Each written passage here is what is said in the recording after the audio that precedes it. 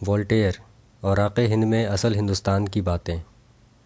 Column نگار Syed Sardar Ahmed Pirzada, the first blind journalist of Pakistan, APNS best Urdu column award holder, روزنامہ نئی بات، مورخہ 9 نومبر 2019۔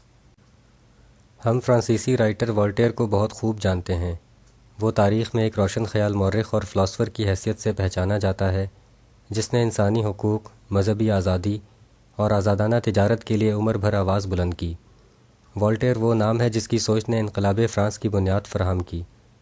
اس نے 20,000 سے زائد خطوط اور 2,000 سے زائد کتابیں اور پمفلٹ تحریر کیے۔ وہ اس عہد میں سماجی اصلاحات کا انتہائی بے باک اور بے خوف حامی تھا، جب فرانس میں سینسرشپ کے بے حد سخت قوانین تھے اور انہیں توڑنے والوں کے لیے خوفناک سزائیں تھیں۔ ہمیں یہ بھی معلوم ہے کہ وولٹیئر کے والد اسے وکیل بنانا چاہتے تھے، مگر وہ اپنے باپ کی مرضی کے برخلاف رائٹر بننا چاہتا تھا۔ لیکن شاید ہم میں سے بہت سے یہ نہیں جانتے کہ اسی وولٹیئر نے صدیوں پرانے ہندوستان کے بارے میں بھی لکھا۔ یہ وہ دور تھا جب فرانسیسی، برطانوی، پرتگالی، ولندیزی، مغل اور مقامی باشندے ہندوستان کے خزانے، تجارت اور حکومت کو حاصل کرنے کے لیے خونی جدوجہد میں گتھم گتھا تھے۔ وولٹیئر کی ایک اہم کتاب، جس کا انگریزی ترجمہ فریگمنٹس آف انڈیا اور اردو ترجمہ اوراق ہند کے نام سے 1937 میں کیا گیا، اب تک لائبریریوں کی دیمک اور دھول میں دبا رہا۔ انٹرنیشنل اسلامک یونیورسٹی اسلام آباد کی استاد اور ممتاز محقق ڈاکٹر حمیرہ اشفاق نے اسے نئی ترتیب اور تدوین کے ساتھ کچھ عرصہ قبل سانجھ پبلیکیشنز لاہور سے شائع کروایا۔ اس کتاب میں تحریر ایک ایک لائن اور ایک ایک واقعے سے ہمیں سینکڑوں برس پرانے ہندوستان کی بہت سی باتیں ٹھیک ٹھیک پتہ چلتی ہیں۔ جی ہاں، یہ وہی دور ہے جس کے بارے میں ہم اب اگر جاننا چاہیں تو کنفیوژن کا شکار ہو جاتے ہیں، کیونکہ ہمیں طالب علمی کے زمانے میں تاریخ کی ایسی کتابیں پڑھائی گئیں جو تاریخ کی کم اور افسانے کی زیادہ لگتی ہیں۔ تاریخ تو حقیقت ہوتی ہے، لیکن افسانہ لکھنے والے کی خواہش، جو ضروری نہیں کہ حقیقت پر مبنی ہو۔ ہندوستان کی تاریخ کا یہ کنفیوز دور اس وقت بے پناہ بھیانک ہو جاتا ہے جب ہم اب اسے افسانوی تاریخ کی بجائے حقیقی تاریخ میں پڑھتے ہیں۔ وولٹیئر نے اپنے روایتی تحریر کے بے رحمانہ انداز میں لکھا کہ ہندوستان میں بسنے والی 20 اقوام، جن کے وجود کے بارے میں اس سے پہلے یورپ میں کسی کو زیادہ علم نہ تھا، کے خلاف جنگ چھیڑ دی گئی۔ پرتگیزی قوم ہند میں قتل عام کرنے کے بعد یورپ کو محض کالی مرچ اور کپڑا ہی دے سکی۔ ہندوستان پر چڑھائی محض اس لیے تھی کہ تاجروں کا لالچ پورا کیا جا سکے، جو بادشاہوں کی دوسرے ملکوں پر قبضہ کرنے کی ہوس سے بڑھ کر ہوتا ہے۔ یہ سب اس لیے ہوا کہ پیرس اور لندن کے شہریوں کی میزوں پر اتنے مسالے مہیا کیے جا سکیں جتنا کبھی شہزادے شہزادی کی میز پر بھی میسر نہ تھے۔ یہ سب اس لیے ہوا کہ یورپ میں عام لوگوں کی بیویوں پر اتنے ہیرے لادے جا سکیں جتنے ملکہ اپنی تاج پوشی کے وقت پہنتی ہے۔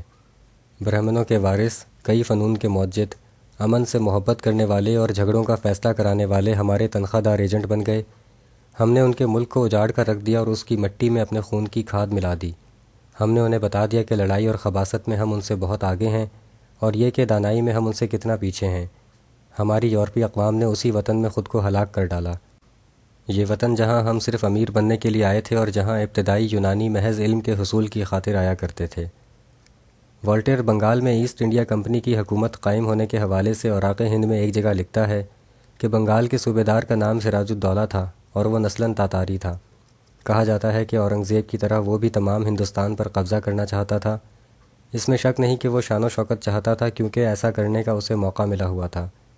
یہ بھی کہا جاتا ہے کہ وہ ہندوستان کے سنگدل اور کمزور دماغ والے بادشاہ شاہ عالم ثانی سے بھی ناخوش تھا، جو سست اور بزدل بھی تھا۔ سراج الدولہ ان غیر ملکی تاجروں کو بھی ناپسند کرتا تھا جو ہندوستان کے مسائل سے فائدہ اٹھانے اور ان میں اضافہ کرنے آئے تھے۔ یہ بات عام ہے کہ کس طرح میر جعفر نے سراج الدولہ سے غداری کر کے انگریزوں کو بنگال پر قبضہ جمانے کا موقع فراہم کیا، لیکن اس بارے میں بہت کم لوگ جانتے ہیں کہ اس نے انگریزوں سے جو خفیہ معاہدہ کیا وہ قرآن شریف کو ضامن بنا کر کیا گیا تھا، یعنی ایک بادشاہت جو قرآن پر حلف اٹھا کر بیچ دی گئی۔ جعفر نے کہا کہ اللہ اور اس کے رسول کو حاضر ناظر جان کر میں قسم کھاتا ہوں کہ اس معاہدے پر تا دم حیات قائم رہوں گا، اور یہ کہ انگریزوں کے دشمن میرے دشمن ہوں گے۔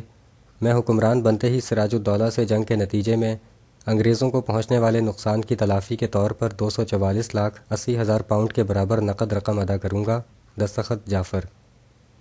انگریزوں اور میر جعفر کے اس معاہدے کے بعد سراج الدولہ کو شکست ہوئی۔ وہ جان بچانے کے لیے اکیلا چھپتا پھر رہا تھا کہ اسے ایک حجرے کا پتہ چلا جس میں ایک فقیر رہتا تھا۔ اس نے غار میں واقع فقیر کے حجرے میں پناہ حاصل کی۔ سراج الدولہ نے جلد ہی فقیر کو پہچان لیا۔ وہ ایک زمانے میں بدمعاش ہوا کرتا تھا جس کے کان اور ناک اس نے کٹوا دیے تھے۔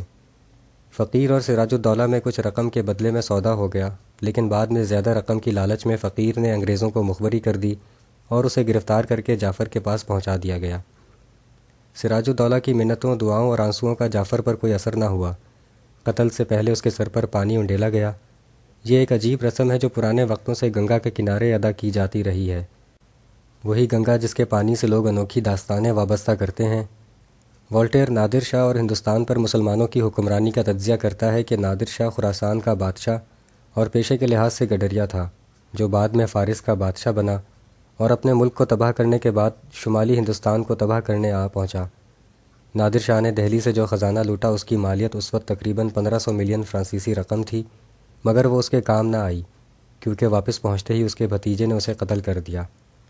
ہندوستان کے مسلمان حکمرانوں نے محض حکمرانی کو بہت سمجھا اور عوام کی فلاح و بہبود اور روحانی تربیت میں دلچسپی نہ لی۔ یہی وجہ ہے کہ اب بھی ہندوؤں کی 4 قدیم ذاتوں کا وجود باقی ہے۔ ڈاکٹر حمیرہ اشفاق کی مرتب کردہ والٹیر کی مذکورہ کتاب اوراق ہند اور اس جیسی دوسری تاریخ کی حقیقی کتابیں پڑھنے سے پتہ چلتا ہے کہ برصغیر میں آنے والے غیر ملکی تاجروں کی نیت شروع سے اب تک ایک ہی ہے۔ برصغیر پر حملہ آور ہونے والے غیر ملکیوں کا مقصد شروع سے اب تک ایک ہی ہے، اور شاید ہماری دھرتی پر حکمرانی کرنے والے مسلمانوں کا مزاج بھی شروع سے اب تک ایک ہی ہے، جنہوں نے محض حکمرانی کو ہی بہت سمجھا اور عوام کے لیے کچھ خاص نہ کیا۔ شکریہ۔ The end.